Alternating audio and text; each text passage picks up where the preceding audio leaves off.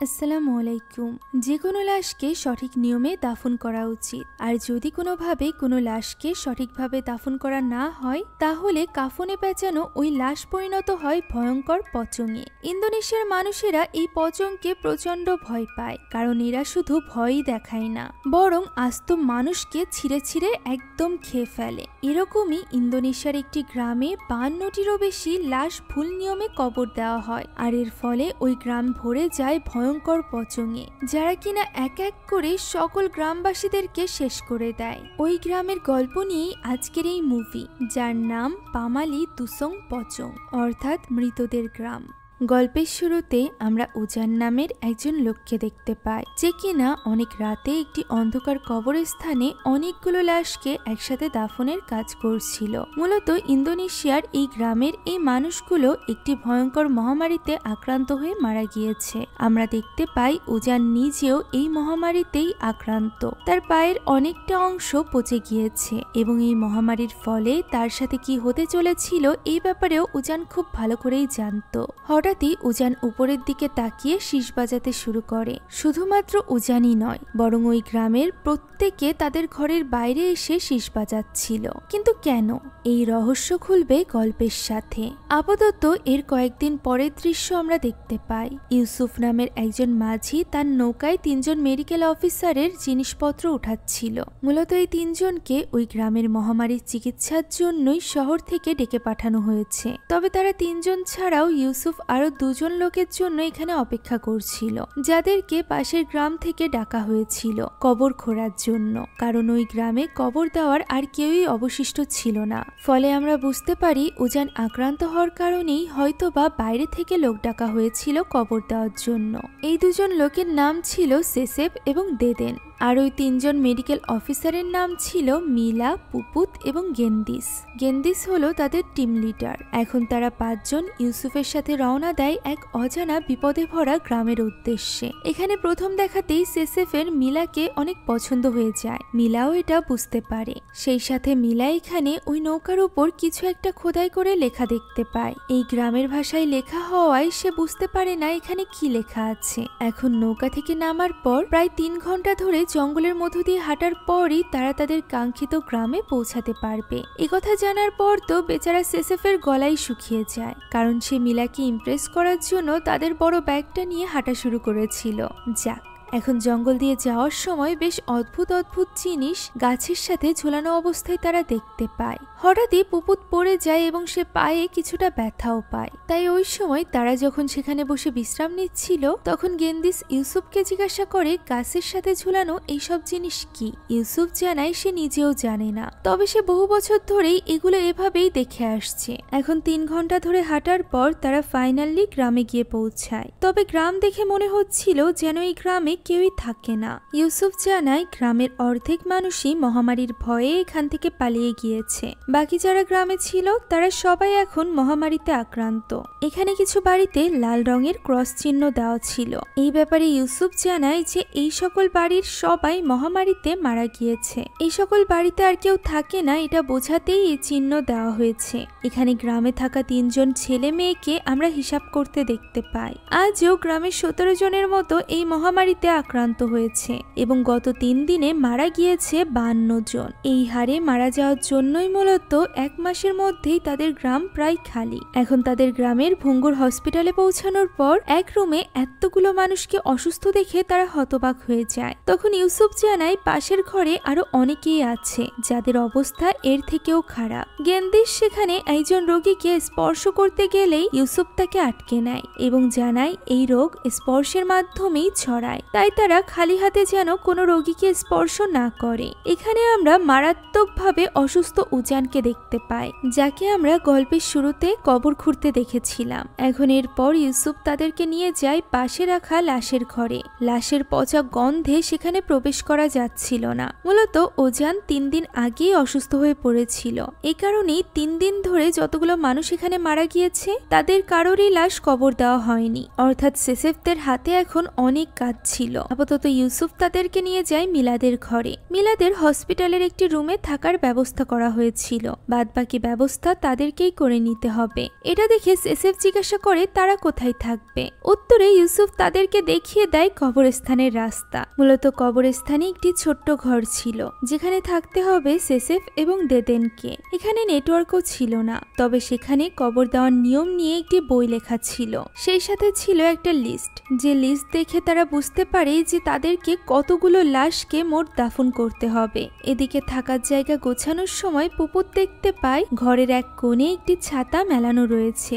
Indonesian সংস্কৃতিতে এইভাবে ঘরের কোণে ছাতা মেলে রাখলে সেই ঘরে বিপদ আসে, তাই সে দ্রুত ছাতাটি বন্ধ করে পাশে রেখে দেয়। এমন সময় মিলা সেখানে চলে আসে। সে পুপুতের কাছে সুগন্ধি চায় যাতে করে সে সেগুলো ওই লাশের ঘরে দিয়ে দিতে পারে। তখন পুপুত বলে তার মনে হচ্ছে এই অসুস্থ মানুষগুলো ঠিকমতো ভাবে খেয়াল রাখার কেউই নেই এখানে, আর যেহেতু তাদের খেয়াল রাখার মতো কেউ ছিল না এখানে, তাই এমনও হতে পারে যে ওই লাশের মধ্য থেকে কেউ হয়তো বা এখনো বেঁচে আছে। তাদের এই ব্যাপারে চেক করা উচিত। তবে মিলা তাকে বোঝানোর চেষ্টা করে সে যেন এইসব নিয়ে বেশি চিন্তা না করে এবং অবশ্যই হাতে গ্লাভস পরে নেয়। এখানে তাদের কথা দ্বারা আমরা জানতে পারি যে এই গ্রামবাসী যে মহামারীতে আক্রান্ত সেই রোগের ব্যাপারে তাদের কোনো ধারণা নেই, তবুও তাদের এখানে থাকতে হবে এবং এই রোগীদের চিকিৎসা করতে হবে। এদিকে গেন্দিশ কাজ শুরু করে দিয়েছিল এবং তাকে সাহায্য করছিল সেসেফ এবং দেদেন। মিলা যায় ওই লাশের ঘরে সুগন্ধি ছড়াতে। সেখানে সে 3টি সুগন্ধি 3 দিকে ছুড়ে দেয়, তবে হঠাৎই মাঝের সুগন্ধিটা আবারও তার কাছে ফিরে আসে, যা দেখে মিলা অনেক ঘাবড়ে যায়। সামনে যদি কেউ না থেকে থাকে তাহলে এই সুগন্ধি তার দিকে আবারও ছুঁড়ে মারল কে? সে অবাক হয়ে সামনের লাশটার দিকে তাকিয়ে থাকে। লাশটা যেন নড়ছিল, যা দেখে মিলা ভীষণ ভয় পেয়ে যায়। হঠাৎই তখন লাশটার ভেতর থেকে বেরিয়ে আসে একটা ইঁদুর। এই ঘটনায় মিলা এতটাই ঘাবড়ে গিয়েছিল যে সে দ্রুত ওই ঘর থেকে বেরিয়ে যায়। দিন পার হয়ে রাত ঘনিয়ে আসে। তখনও সেসেফদের কবর দেওয়ার কাজ শেষ হয়নি, এখনো 5টা লাশের কবর দেওয়া বাকি। সেসেফ ক্লান্ত হয়ে যাওয়ায় একটু বিশ্রাম নিচ্ছিল। তখনই হঠাৎ সে শীষ বাজানোর আওয়াজ শুনতে পায়। কাজ বন্ধ করে সে দেদেনকেও ডাক দেয়। দেদেনও এই আওয়াজ শুনতে পাচ্ছিল। গ্রামের ছোট বড় থেকে শুরু করে যারা যারা বেঁচে আছে তারা সবাই ঘর থেকে বেরিয়ে এই শীষ বাজাচ্ছিল, যার কারণ সেসেফও বুঝতে পারছিল না। ঠিক তখনই আমরা দেখতে পাই গ্রামের একটি বাড়ি থেকে লাশ বের করা হচ্ছে।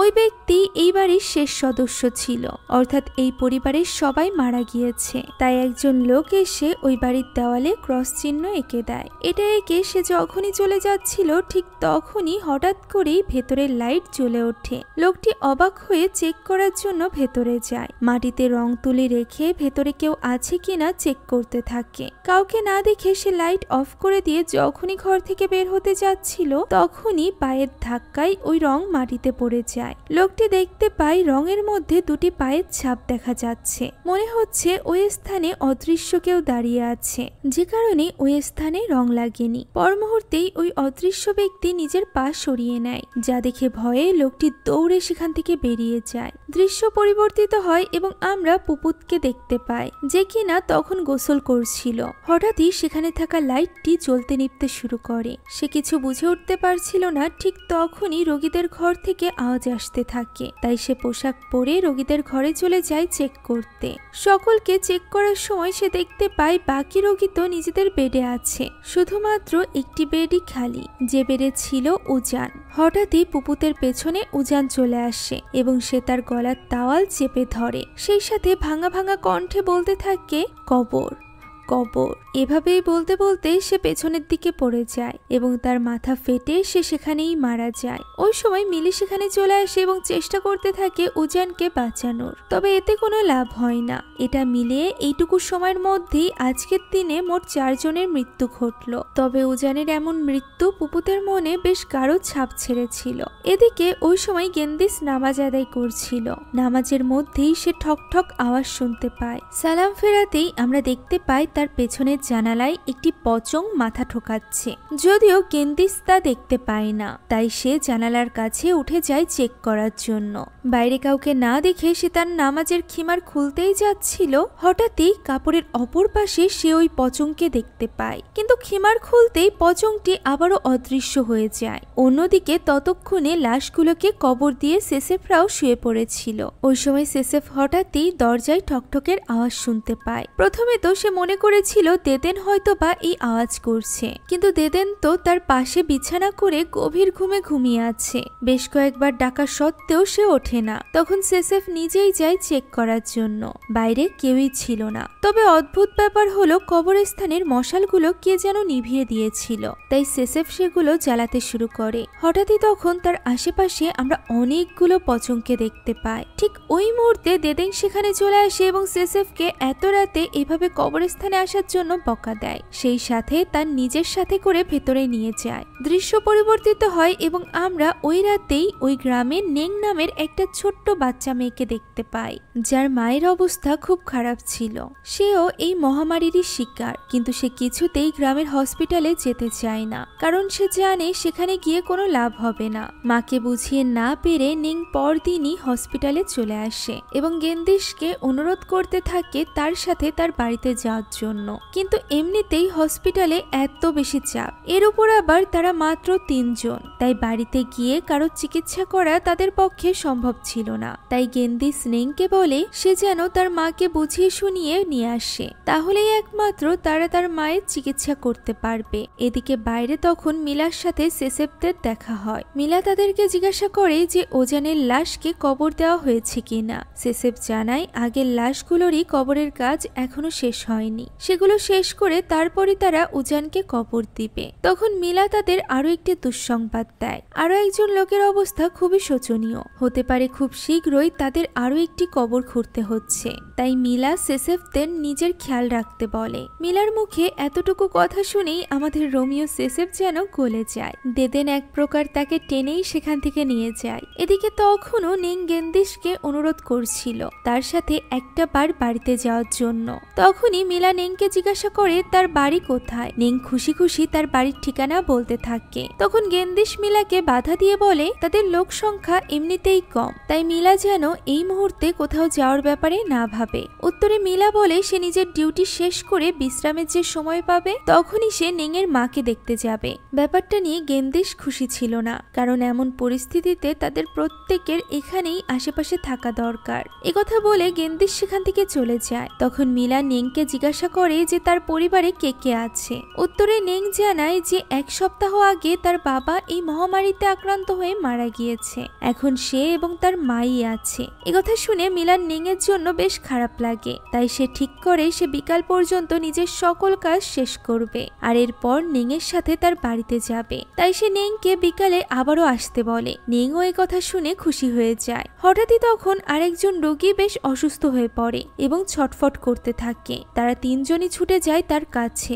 লোকটির অবস্থা বেশি একটা ভালো ছিল না, এর উপর আবার তাদের কাছে থাকা সব অ্যান্টিবায়োটিকও শেষ হয়ে গিয়েছিল, ফলে রক্ত বমি করতে করতে লোকটি সেখানেই মারা যায়। এমন পরিস্থিতিতে বাইরে থেকে সাহায্য আনা খুবই জরুরি ছিল। এখানে আসার সময় তারা বুঝতে পারেনি যে পরিস্থিতি এতটা খারাপ। এত অল্প সামগ্রী এবং লোকজনের সাথে এই মহামারীর মোকাবেলা করা সম্ভব ছিল না। গেন্দিস তাই সেসেফকে বলে ইউসুফের সাথে যোগাযোগ করতে এবং তাকে বলতে যেন সে দ্রুত কিছু মেডিকেল সাপ্লায়েন্স নিয়ে এখানে আসে। তবে সমস্যার বিষয় হলো এখানে কোথাও নেটওয়ার্ক ছিল না। এই কথা শুনে গেন্দিস কিছুটা বিরক্ত হয় এবং সেসেফকে বলে এমন জায়গা খুঁজে বের করতে যেখানে নেটওয়ার্ক পাওয়া যাবে, কারণ সে তো অন্তত এই গ্রামে আটকে পড়ে মরতে চায় না। এরই মধ্যে ভেতরের এক রোগী ডাকায় সে ভেতরে চলে যায়। এমন শোচনীয় পরিস্থিতি, এর উপর আবার গেন্দিসের এমন কড়া ব্যবহার, কারোরই এসব ভালো লাগছিল না। এখন বিকাল গড়িয়ে সন্ধ্যা নেমে আসে। মিলার কাজের শিফট শেষ হয়ে যায় আর এরপর সে নেংয়ের সাথে রওনা হয় তার বাড়ির উদ্দেশ্যে। জঙ্গল দিয়ে অনেকটা হাঁটার পরও তার বাড়ি বেশ দূরে ছিল। এর উপর আবার মিলার ওয়াশরুমে যাওয়ার প্রয়োজন দেখা দিয়েছিল, তাই নেং তাকে তার এক বান্ধবীর বাসায় নিয়ে যায়। তার বান্ধবীর পুরো পরিবার এই মহামারীর কারণে মারা গিয়েছে। গ্রামে বাকি যারা জীবিত আছে তারা কেউই মিলাকে এই মহামারীর ভয়ে তাদের ঘরে ঢুকতে দিবে না, তাই এটাই একমাত্র তাদের উপায়। এখন ভেতরে প্রবেশ মাসের পর আমরা দেখতে পাই এই বাড়িটা সেই বাড়ি ছিল যেখানে গত রাতে ওই ছেলেটা ভুতুরে কিছু অনুভব করেছিল। তখনও পর্যন্ত ফ্লোরে ওই রং পড়েছিল। মিলা ওয়াশরুমে গেলে নেং রুমে বাতি জ্বালায় এবং সেখানে থাকা তার বান্ধবীর আঁকা কিছু পেন্টিং দেখতে থাকে। এই ছবিগুলোতে তার বান্ধবী নেংকেই এঁকেছিল। সেখানে তাদের দুজনের একসাথে ছবিও ছিল। নেং এইসব দেখছিল, হঠাৎই তার পেছনে আমরা তার বান্ধবীর আত্মাকে দেখতে পাই। নেংও এই ব্যাপারটা অনুভব করতে পারে, তাই সে তার বান্ধবীর নাম ধরে ডাকতে ডাকতে পাশের রুমে চলে যায়। সেখানে তার সামনেই হাওয়াতে ভেসে থাকা একটি কলম হঠাৎ করে নিচে পড়ে যায়, যা টেবিলের নিচে থেকে একটি ভয়ানক হাত বের হয়ে নিয়ে নেয়। নেং ভয়ে ভয়ে ওই টেবিলের পর্দা সরিয়ে চেক করতে যায়। ঠিক তখনই তার কাঁধে কেউ একটা হাত রাখে এবং তাকে টেনে নিয়ে যায়। এই ঘটনায় নেং প্রচন্ড ভয় পেয়ে গিয়েছিল। তার চিৎকারের আওয়াজ শুনে মিলা সেখানে দৌড়ে আসে। ওই ঘরেরই এক কোনায় বসে নেং ভয়ে কাঁদছিল। মিলা জিজ্ঞাসা করলেই সে পর্দার পেছনে দাঁড়িয়ে থাকা কাউকে দেখায়। মিলা দেখতে যেতে চাইলে নেং তাকে নিষেধ করে। এরপরও সাহস করে মিলা পর্দা সরাতেই দেখতে পায় সেখানে তো নেং লুকিয়ে আছে। তাহলে ঘরের ওই কোণে কে বসে আছে? একথা ভেবে পেছনে তাকাতেই ওই ভয়ঙ্কর আত্মাটি মিলার উপর আক্রমণ করে। তবুও তারা দুজন কোনো মতে সেখান থেকে প্রাণ বাঁচিয়ে পালিয়ে আসে। অন্যদিকে ওই সময় সেসেপ এবং দেদেন নেটওয়ার্কের খোঁজ করতে করতে কবরস্থানে চলে এসেছিল। সেসেপ সেখানে থাকা ওয়াশরুমে চলে যায়। অন্যদিকে দেদেন কুয়োর কাছে গিয়ে নেটওয়ার্ক খুঁজতে থাকে। সৌভাগ্যবশত সে সেখানে নেটওয়ার্ক পেয়েও যায় এবং ইউসুফকে মেসেজ পাঠিয়ে দেয় যে পরদিন যেন সে আসে। এরপর দেদেন কূপ থেকে পানি উঠাতে শুরু করলে হঠাৎই সবকিছু অস্বাভাবিক হয়ে যায়। দেদেনের মতো করেই কুয়োর মধ্য থেকে কেউ একজন শীষ বাজাচ্ছিল। এর উপর আবার পানির বালতিটাও টেনে ধরেছিল। সে ভয়ে সেসেপকে বলে জলদি করতে। এক ভয়ঙ্কর ভুতুরে কণ্ঠ তার বলা এই কথাটিকে আবারও বলে, ফলে সে ভীষণ আকারে ভয় পেয়ে যায়। ভেতর থেকে দেদেনের চিৎকার শুনে সেসেপ বের হতে যাবে, ঠিক তখনই সে ওয়াশরুমের উপরে একটি পচংকে দেখতে পায়। ফলে তারা দুজনই ভয়ে এক দৌড়ে চলে আসে হসপিটালে। তাদের পুরো কথা শুনে গেন্দিশ বেশ চিন্তায় পড়ে যায়। যেহেতু তারা পচং দেখেছে, তাই সে সেসেপ এবং দিদেনকে জিজ্ঞাসা করে তারা ঠিকমতো ভাবে লাশকে কবর দিয়েছিল কি, কবরের সময় তারা লাশের মুখ খুলে দিয়েছিল কিনা সেটাও সে জানতে চায়। দেদেন জানায় তারা নিয়ম মাফিকই সব করেছে। তার তো মনে হচ্ছিল তারা এখানে আসার আগে থেকেই হয়তোবা এই গ্রাম ভুতুরে, এ কারণেই এত মানুষ মারা যাচ্ছে। তবে পুপুতের মনে হচ্ছিল তাদের হয়তোবা এই লাশগুলোর আরো দ্রুত কবর দেওয়া দরকার, কারণ মৃত্যুর আগে উজান একটি শব্দই উচ্চারণ করেছিল, আর সেটা হলো কবর। এখন এই ব্যাপারটা নিয়ে তারা বেশ চিন্তিত ছিল। এরই মধ্যে হঠাৎ করে গেন্দিশের মনে পড়ে যায় মিলার কথা। পচং আক্রমণ করছিল, এর উপর আবার তারা জানে না মিলা কোথায়। এই ব্যাপারটা ভেবেই গেন্দিশ ভীষণ চিন্তায় পড়ে যায়। অন্যদিকে মিলা তখন নেংয়ের বাড়িতে গিয়ে পৌঁছেছিল। বাড়িতে ঢুকতেই নেংকে তার মা ডেকে পানি চায়। নেং পানি আনতে রান্নাঘরে গেলে মিলা একাই দাঁড়িয়ে থাকে। তখনই সে পাশের ঘরে একজন মহিলাকে দেখতে পায়, যে কিনা নিজের চুল ঠিক করছিল। মিলা ভাবে এটাই হয়তোবা নেংয়ের মা। সে এখানে আরো একটি জিনিস লক্ষ্য করে, ঘরের এক কোনায় একটি ছাতা খোলা ছিল।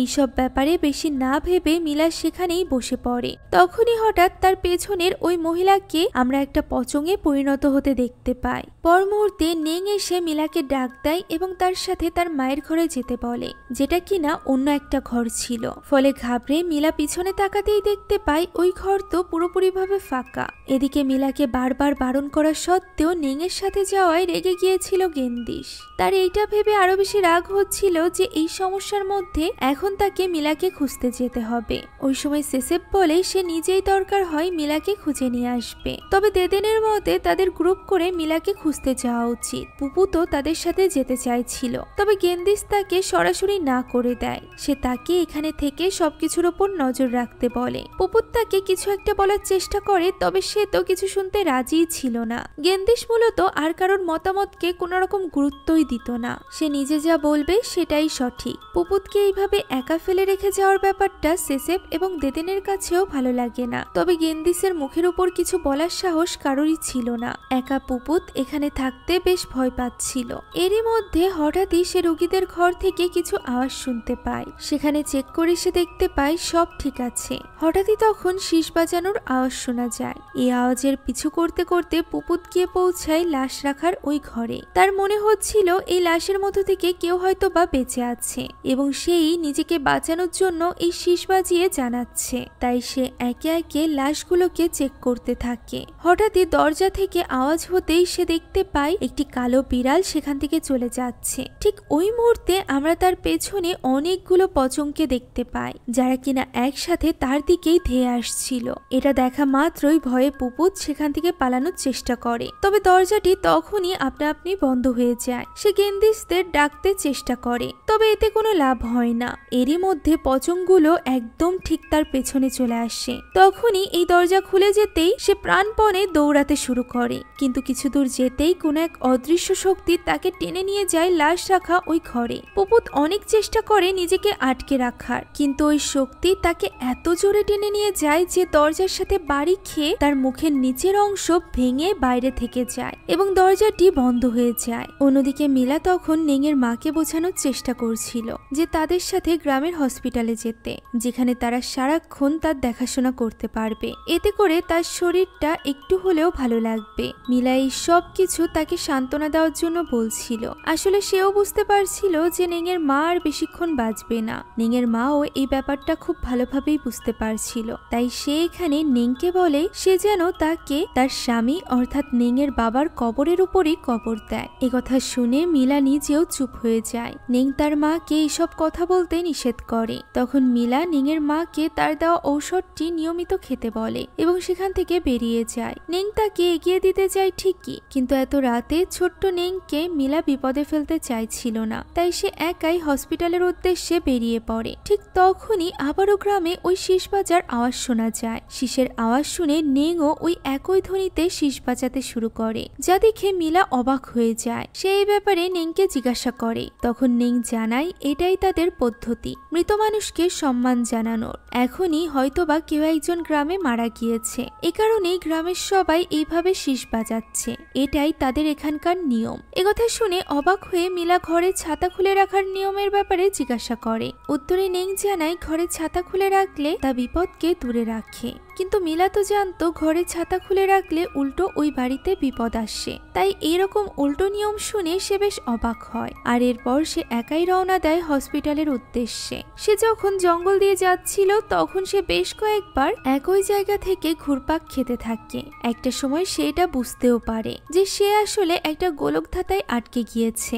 একই স্থান থেকে সে বারবার যাচ্ছে। সে বুঝতে পারছিল না সে কি করবে। হঠাৎই তখন সে তার পেছনে অনেকগুলো পচংকে দেখতে পায়, যা দেখে সে দৌড়ে পালাতে শুরু করে। তখন সে তার সামনে আরো কয়েকটা পচংকে হাওয়ায় ঝুলতে দেখতে পায়। ফলে সে ঘাবড়ে গিয়ে দৌড়াতে গিয়ে হোঁচট খেয়ে পড়ে যায়। তখনই তার উপর কিছু পচং হামলা করে এবং সে অজ্ঞান হয়ে যায়। জ্ঞান ফিরতেই সে নিজের সামনে সেসেপকে দেখতে পায় এবং ভয় পেয়ে যায়। তাকে কোনো মতে সামলে সেসেপ তাকে জিজ্ঞাসা করে যে তার কি হয়েছিল। তারা তাকে জঙ্গলের বাঁশবাগানে অজ্ঞান অবস্থায় পেয়েছে। ভয়ে মিলা জানাতে থাকে যে সে জঙ্গলের ভেতরে পচং দেখেছে। তার মনে হচ্ছিল সেসেপ হয়তোবা তার কথায় বিশ্বাস করবে না। তখন সেসেপ জানায় সেও পচং দেখেছে। মিলা ঘাবড়ে গিয়ে জিজ্ঞাসা করে এখন তারা তাহলে কি করবে।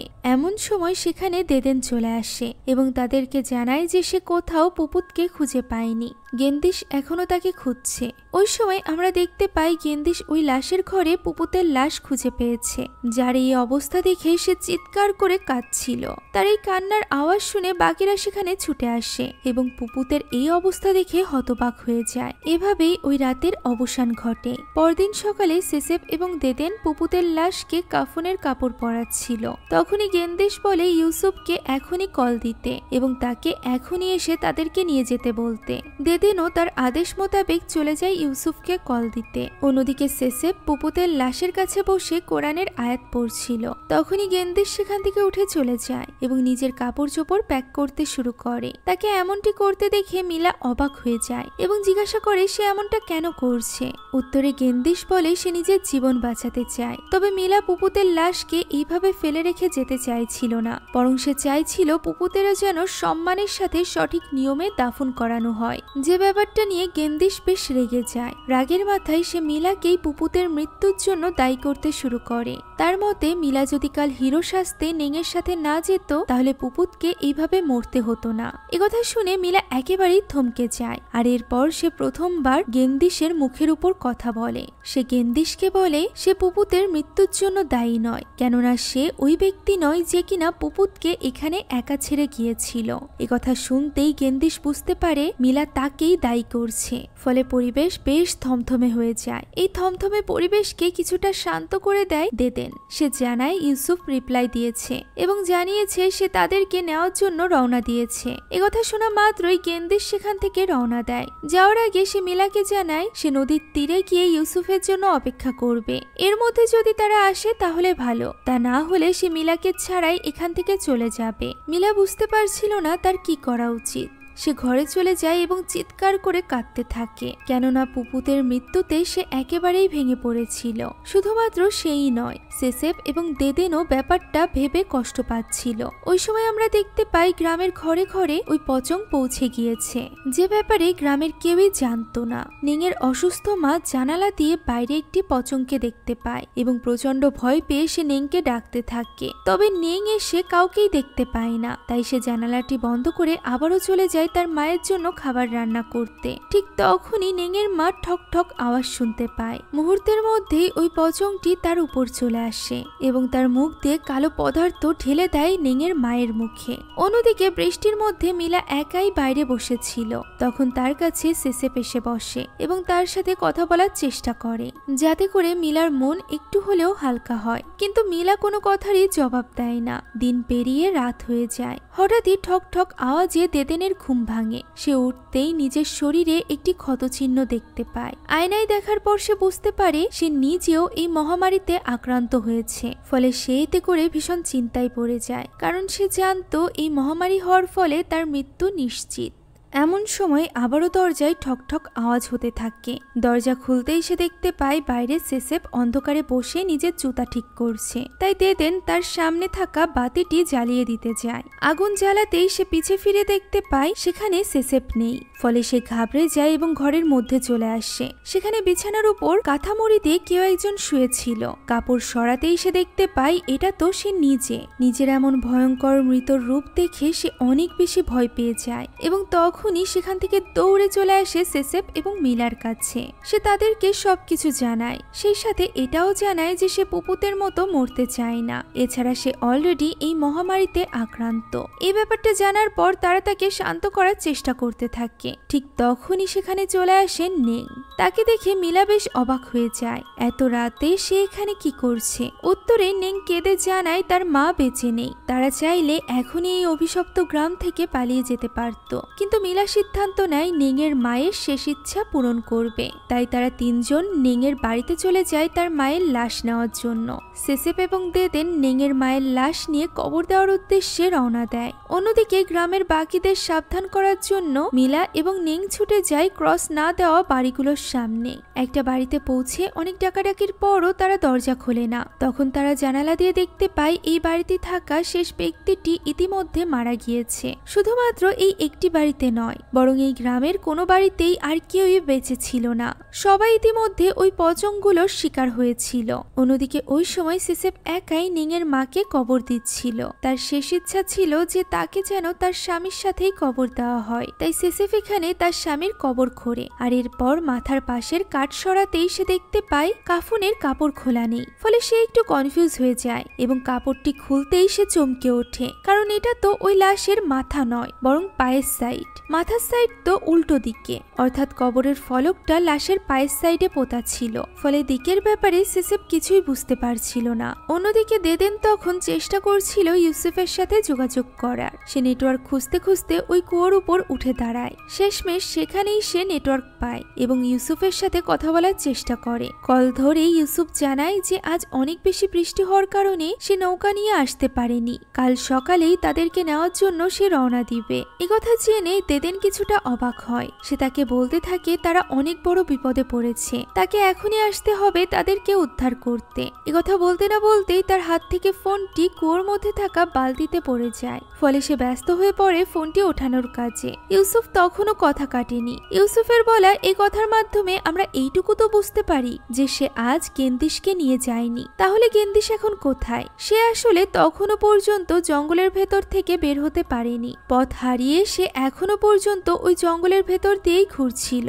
হঠাৎই তখন সে জঙ্গলের ভেতরে পুপুতের ভয়ঙ্কর আত্মাকে দেখতে পায়, যা দেখে সে প্রচন্ড ভয় পেয়ে যায় এবং সেখান থেকে দৌড়ে পালায়। এরই মধ্যে কোনো মতে দেদেন ফোনটি তুলে নিয়ে আসে এবং ইউসুফকে বলে তখনই এসে তাদেরকে এই গ্রাম থেকে নিয়ে যেতে। একথা বলে শেষ করতে পারার আগেই কূপের ভেতর থেকে একটি পচং উঠে দেদেনকে টেনে নিয়ে যায়। এদিকে এই ব্যাপারে কিছু না জানা সেসেফ নিংয়ের বাবার পাশের কবর খুঁড়ে দেখে। সেখানেও সে ওই একই জিনিস দেখতে পায়, অর্থাৎ বাকি পৃথিবীর লাশের মাথার কাছে ফলক লাগানো হলেও এই গ্রামের লাশের পায়ের দিকে ফলক লাগানো হতো। এমন অদ্ভুত নিয়ম দেখে সে ছুটে চলে যায় ওই বইটির কাছে, যে বইটিতে কবর দেওয়ার নিয়ম লেখা ছিল।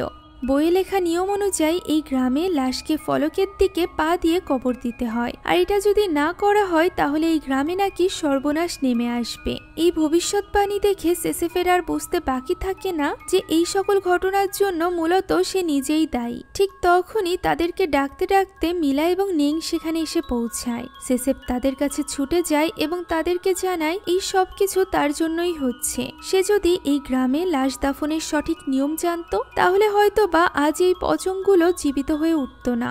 সে আরো বলে এই গ্রামে কবর দেওয়ার নিয়ম একদমই উল্টো। একথা শুনে মিলার ঘরে ছাতি খুলে রাখা এবং রাতের বেলা শীষ দেওয়ার ওই প্রথাগুলোর কথা মনে পড়ে যায়। অর্থাৎ এই গ্রাম পুরো পৃথিবীর থেকে একদমই ভিন্ন নিয়মে চলে। এখন তারা দুজন যখন এই সব কথা নিয়ে ব্যস্ত ছিল তখন পিছে নিং তার বাবা মাকে দাঁড়িয়ে থাকতে দেখতে পায় এবং তাদের ডাকে সে সেদিকেই হেঁটে চলে যায়। তারা যখনই লক্ষ্য করে যে নিং তাদের সাথে নেই তখনই দেদেন এবং নিংকে খুঁজতে মিলা চলে যায় কূপের দিকে। সেখানে সে দেদেনের ফোন পড়ে থাকতে দেখতে পায়। অন্যদিকে নিং হেঁটে যাচ্ছিল তার মা বাবার কাছে, তবে কাছাকাছি যেতেই তার সামনে হঠাৎই একটি পচং চলে আসে। ফলে সে জোরে চিৎকার করে ওঠে, যা শুনে সেসেফ এসে তাকে বাঁচিয়ে নেয় এবং তাকে নিয়ে দৌড়ে চলে যায় কবরস্থানের মধ্যে থাকা ওই ঘরটিতে। সেখানে তারা দুজন বিছানার নিচে গিয়ে লুকিয়ে পড়ে। তাদের সামনে দরজাটি আপনা আপনি খুলে যায় এবং একটি কাফনের কাপড় পেঁচানো পচং লাফাতে লাফাতে ওই ঘরে প্রবেশ করে।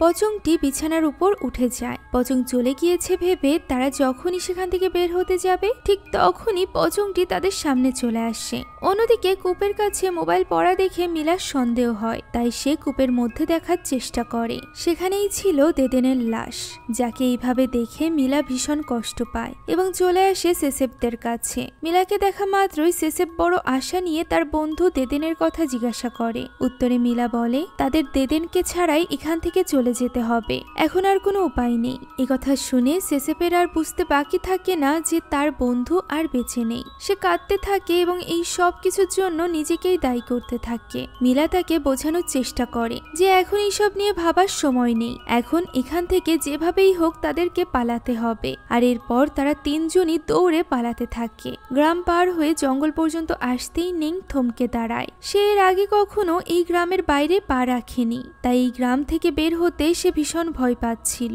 মিলা তাকে বোঝায় বাইরের পৃথিবী একদমই ঝুঁকিমুক্ত, জীবন বাঁচাতে হলে তাদেরকে এখন বের হতেই হবে। তবুও নিং সাহস পাচ্ছিল না। তখনই তারা লক্ষ্য করে গ্রাম ভর্তি পচং, যারা কিনা তাদের দিকেই তাকিয়ে আছে। এটা দেখে তাদের আর কোনো কিছু ভাবার সময় থাকে না। তখনই তারা দৌড়ে জঙ্গলের মধ্যে ঢুকে যায়। জঙ্গলের মধ্য দিয়ে পালানোর সময় হঠাৎই সেসেফ নিচে পড়ে যায়। ধোয়ার মতো দেখতে কিছু একটা ঘাসপালার মধ্য দিয়েই তার দিকে তেড়ে আসছিল, যা দেখে সে দৌড়ে উঠে পালানোর চেষ্টা করে। তবে ওই শক্তি তাকে ফেলে টেনে নিয়ে আবারও টেনে নিয়ে যায় ওই জঙ্গলে থাকা একটি কবরের মধ্যে। সঠিক সময়ে মিলা তার হাত ধরে ফেলে। শরীরের সর্বোচ্চ শক্তি দিয়েও তারা সেসেফকে টেনে উঠাতে পারছিল না। এরই মধ্যে ওই কবরের মধ্যে অসংখ্য পচং চলে আসে এবং সেসেফকে ধরে টেনে নামাতে থাকে। এই মুহূর্তে সেসেফ মিলাদের তাদেরকে সেখান থেকে পালিয়ে যেতে বলে, কারণ সে বুঝতে পারছিল তাকে বাঁচাতে গেলে তারা দুজনই হয়তো বা মারা যাবে। তবে মিলা কিছুতেই তাকে ফেলে যেতে রাজি ছিল না। এমন সময় সেসেফের চোখ পড়ে তার কাছ থেকে পড়ে যাওয়া কবর দেওয়ার নিয়ম লেখা সেই বইটির উপর। তার মনে পড়ে যায় এই বইয়ের পেছনে কিছু একটা লেখা আছে, যা জোরে জোরে পড়লে পচংরা পরকালে চলে যাবে বা ধ্বংস হয়ে যাবে। তাই সে এখানে চিৎকার করে মিলাকে ওই বইয়ের পেছনে থাকা লেখাটি পড়তে বলে, যা শোনা মাত্রই নেং ছুটে চলে যায় ওই বইয়ের কাছে। ঠিক তখনই সেসেফকেও টেনে নিয়ে যায় ওই পচংরা এবং তাকে ছিঁড়ে খেতে শুরু করে। মিলা কি করবে তা বুঝে উঠতে পারছিল না। সে সেখানেই বসে সেসেফের কথা ভেবে চিৎকার করে কাঁদছিল। এদিকে নেং গিয়ে জোরে জোরে ওই লেখাটি পড়তে থাকে। এটা পড়া শেষ হতে না হতেই কবরের মধ্যে থাকা সব পচংগুলো যেন ধুলায় পরিণত হয়ে যায়। তবে সেসেফকে তখনও পর্যন্ত দেখা যাচ্ছিল না, যে কারণে কান্নায় ভেঙে পড়ে মিলা এবং নেং। তখনই হঠাৎ সেসেফ উঠে আসে ওই কবর থেকে। মিলারা তাকে টেনে তুলে নিয়ে আসে। সঠিক সময় ইউসুফও সেখানে চলে আসে, যে কিনা ওই জঙ্গল দিয়েই তাদেরকে খুঁজে বেড়াচ্ছিল। নদী পর্যন্ত পৌঁছাতে পৌঁছাতে সকাল হয়ে যায়। তারা তিনজন ইউসুফের নৌকায় করে একসাথে রওনা হয়। এখানে সেসেফ নেংকে উদ্দেশ্য করে বলে নেং এখন থেকে তার সাথে তার বাড়িতেই থাকবে। তার দাদি অনেক খুশি হবে তার নতুন নাতনি পেয়ে। একথা শুনে নেং এবং মিলা দুজনই খুশি হয়ে যায়, কারণ এই গ্রাম ছাড়া নেংয়ের যাওয়ার মতো আর কোনো জায়গা ছিল না। ওই সময় আবারও মিলার চোখ পড়ে নৌকার উপর থাকা ওই লেখার উপর। এই ব্যাপারে জিজ্ঞাসা করলে ইউসুফ এবং সেসেফ তাকে জানায় যে এখানকার গ্রাম্য ভাষায় লেখা আছে যে প্রত্যেক জায়গার নিজস্ব নিয়ম আছে। ফলে তারা বুঝতে পারে এই নৌকায় ওই গ্রামের ব্যাপারেই বলা হচ্ছিল। এখন সেসেফ, মিলা এবং নেং তো বেঁচে গিয়েছিল, মারা গিয়েছিল পুপুত এবং দেদেন। কিন্তু প্রশ্ন হলো গেন্দিশ কোথায়, তার সাথে কি হয়েছিল? তখনই আমরা এই ঘটনার কয়েকদিন পরের দৃশ্য দেখতে পাই। কিছু উদ্ধার কর্মীরা জঙ্গলের পথ ধরে ওই গ্রামের দিকেই যাচ্ছিল, এটা দেখতে যে আদৌ ওই গ্রামে কেউ বেঁচে আছে কিনা। হঠাৎই তখন তারা পাশের ঝোপঝাড় থেকে কিছু আওয়াজ শুনতে পায়। ক্যামেরা ঘুরতেই আমরা দেখতে পাই এটা আর কেউ নয় বরং গেন্দিশ ছিল। এই জঙ্গলে পচংদের ভয়ে তার মানসিক অবস্থা এতটাই খারাপ হয়ে গিয়েছিল যে সে উদ্ধার কর্মীদের দেখে দৌড়ে সেখান থেকে পালিয়ে যায়। আর এখানেই এই গল্পটি শেষ হয়ে যায়। কথায় আছে না, খারাপ মানুষের সাথে সবসময় খারাপ কিছুই হয়, আর এমনটিই হয়েছিল গেন্দিশের সাথে। পচংরা তার কোনো ক্ষতি করেনি ঠিকই, কিন্তু তার কৃতকর্মের ফল অর্থাৎ পুপুতের আত্মাই তাকে ভয় দেখিয়ে দেখিয়ে পাগল বানিয়ে ফেলেছিল। আর এই সব কিছু হয়েছিল ছোট্ট একটা নিয়ম না জানার ফলে। তাই কোনো স্থানের অথবা কোনো কাজের সঠিক নিয়ম না জেনে সেই কাজে হাত দেওয়া উচিত নয়। আশা করছি ইন্দোনেশিয়ার এই ভয়ঙ্কর গ্রামের গল্পটি আপনাদের কাছে ভালো লেগেছে। যদি ভালো লেগে থাকে তাহলে একটি লাইক এবং একটি কমেন্ট করতে ভুলবেন না। সেই সাথে আমাদের চ্যানেলে যদি আপনারা নতুন হয়ে থাকেন তাহলে please subscribe to our channel. আমাদের 1.3 মিলিয়ন সাবস্ক্রাইবার কিন্তু পূর্ণ হয়ে গিয়েছে, আর মাত্র 2 লাখ সাবস্ক্রাইবার হলেই আমাদের 1.5 মিলিয়ন হয়ে যাবে। আশা করছি এই মাইল ফলক অর্জন করতে আপনারা আমাকে সাহায্য করবেন। Thank you so much for watching this video. আল্লাহ হাফেজ।